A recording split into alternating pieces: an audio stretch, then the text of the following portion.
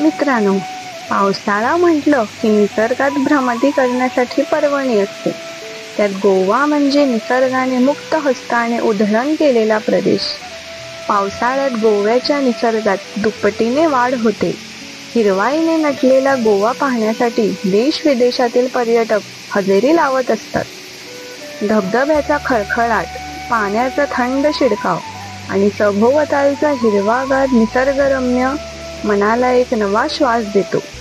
पर्यटकांसाठी हा एक गुप्त नंदनवन आहे, जिथे एकदा पोहोचलात की परतण्याची इच्छाच होत नाही. पक्ष्यांचा किलबिलाट, आजूबाजूचे रानफुलांचे सौंदर्य आणि थंडगार हवामान हे सगळे मिळून एक मंत्रमुग्ध करणारा निसर्ग अनुभव देतात. धबधब्याजवळ असलेली शांती व एकांतपणा मनाच्या खोल गाभ्यात शांतता निर्माण करते. डोंगराच्या कुशीत विसावलेली जलधारा, शांततेच्या गर्भात पाण्याचा तो आवाज, पावसाच्या रिमझिम धारा आणि धबधब्याचा गजर, गोंगाटापासून दूर निसर्गातील ती शांतता. हरवळेचं हे सौंदर्य स्वर्गाहूनही महान, हरवळेचं हे सौंदर्य स्वर्गाहूनही महान. नमस्कार, मी प्राची शेटवेरेकर आणि आज मी आली आहे एका अशा ठिकाणी जिथे निसर्ग, धर्म आणि इतिहास यांचा त्रिवेणी संगम पाहायला मिळतो. ते म्हणजे हरवळे, गोव्यातील एका सुंदर अशा गावाला. हा गाव प्रसिद्ध आहे. इथे असलेलं पावसाळ्यात रौद्र आणि भव्य रूप धारण करणारा हरवळे धबधबासाठी. धबधब्याचा खळखळाट आणि आजूबाजूचा हिरवा निसर्ग पर्यटकांचे मन मोहून टाकतो. हरवळे धबधबा हा नुसता एक पर्यटन स्थळ नसून तो निसर्गाच्या विराटतेचं आणि सजीवतेचं प्रतीक आहे. गोव्याच्या निसर्गरम्य कुशीत वसलेला एक अद्भुत चमत्कार. हरवळे धबधबा हा गोव्यातील प्रसिद्ध पर्यटन स्थळ आहे. पावसाळ्यात याचे पाणी प्रचंड वेगाने वाहताना सुंदर आणि भव्य दृश्य निर्माण होतात. हरवळे धबधबा हा केवळ निसर्गाचं देण नाही, तर तो पौराणिक परंपरेशी जोडलेलं एक प्राचीन स्मृतितळ आहे, जिथे इतिहास, निसर्ग आणि श्रद्धा यांचं अद्वितीय मिलन घडलेलं आहे. निसर्गाच्या कुशीत लपलेलं सौंदर्य हे नेहमीच गूढ, शांत आणि आत्म्याला स्पर्श करणारं असतं आणि हरवळे धबधबा त्याचं जिवंत उदाहरण आहे. हरवळे धबधब्याजवळ रुद्रेश्वराचं मंदिर आहे, जे या इथली पवित्रतेची आठवण करून देतो आणि हे मंदिर भगवान महादेवाला समर्पित आहे.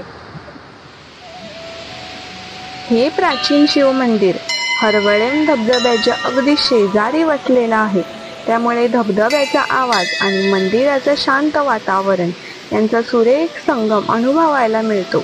मंदिरात भगवान शंकराचे रुद्र रूप असलेली मूर्ती विराजमान आहे. स्थानिक लोक आणि पर्यटक येथे महाशिवरात्रीस मोठ्या श्रद्धेने पूजा आणि अभिषेक करतात. रुद्रेश्वर मंदिर परिसर अतिशय शांत आणि निसर्गरम्य आहे. धबधब्याच्या आवाजात मंत्रोच्चारांची साथ मिळाल्याने हे एक ध्यानधारणा करण्याचे उत्तम ठिकाण मानले जाते. निसर्ग, सौंदर्य आणि अध्यात्म यांचा अनोखा संगम येथे पाहायला मिळतो, जे पर्यटकांना विशेष आकर्षित करते.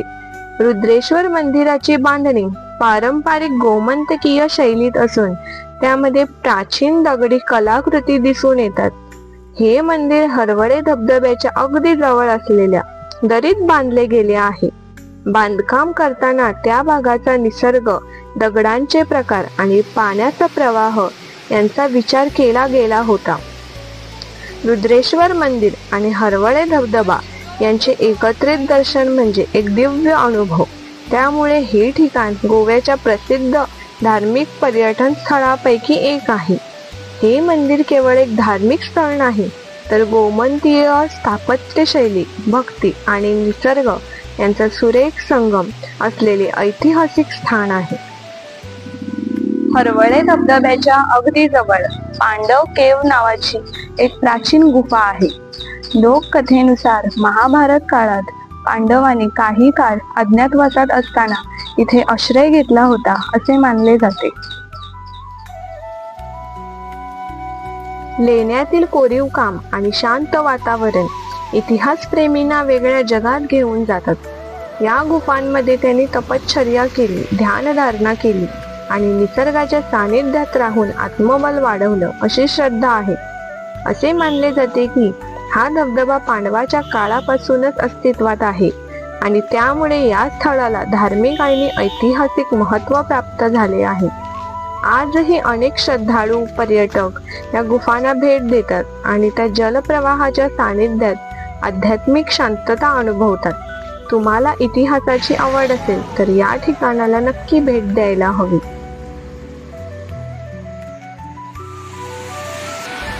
गोव्याचं समुद्र किनाऱ्यापलीकडचं सौंदर्य अनुभवायचं असेल तर अशा लपलेल्या रत्नांकडे वळणं आवश्यक ठरतं। हरवळे धबधबा हे केवळ एक पर्यटन स्थळ नाही, तर तो निसर्गाशी एकरूप होण्याची आम्हाला संधी देतो। इकडे डोंगराच्या कुशीतून सांडते शुद्ध पाणी, हरवळ्याजवळ मन हरवतं, नव्याने जगणं शिकवितं। या धबधब्याला एकटक बघितलं की असं वाटतं, ज्याप्रमाणे हे धबधबे कधीच मागे वळून पाहत नाही, ते फक्त पुढेच आपली मंजिल गाठतात, तसं आपल्यालाही आयुष्यात नेहमी पुढेच जावं लागतं। धबधबा जसा उंचीवरून खाली पडतो पण अजिबात न थांबता पुढे चालत राहतो, तसंच आपल्यालाही संकटावर मात करून चालत राहायला हवं। जिथे प्रवाह अडतो तिथेच धबधबा निर्माण होतो। धबधबा एकटाच असतो पण त्याचा आवाज आणि ताकद सगळं काही हलवू शकतो। तुम्ही एकटे असाल तरी तुमचं आत्मबळ प्रचंड असू शकतं। धबधबा कधीच थांबत नाही, तो सतत वाहतो, कारण त्याचं ध्येय सागराशी एकरूप होणं असतं। तुमचं ध्येय देखील असंच स्पष्ट आणि अखंड असायला हवं। मित्रांनो, तुम्हाला जर हा व्हिडिओ आवडला असेल तर नक्की शेअर आणि सबस्क्राईब करायला विसरू नका। आता तुमचा निरोप घेते, लवकरच भेटू एका नव्या व्हिडिओ सोबत।